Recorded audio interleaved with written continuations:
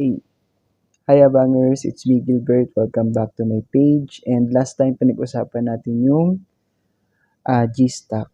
So, doon sa unang video ko, nagturo ako ng step by step kung paano mag-open ng account sa Gstock and yung broker na ginamit natin ay si AB Capital. So, while waiting sa approval ng request natin, magbibigay muna ako ng dalawang application na pwede nyong gamitin pang-practice kung paano yung actual trading.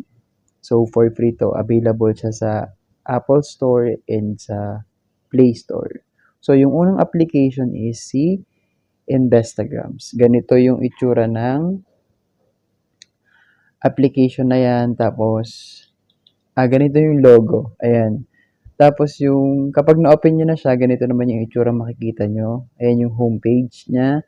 And then, meron pa tayong isang application si Trading View. Ganito naman yung itsura ng logo niya. Katapos, yung homepage, ganito naman yung itsura. So, itong dalawang application na to, pwede nyong gamitin pang-practice ng trading nyo. Actual trading. So, free lang siya. So, habang nag-iintay tayo ng approval ni AB Capital doon sa request natin, dahil siya yung broker naka-tie up ni GCash, ayan muna yung update natin. So, yan yung pwede nyong gamitin dalawang application.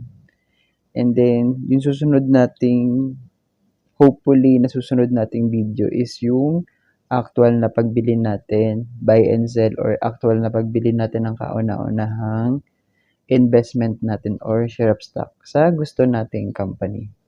So, yun lang. Yun muna for today. Bye!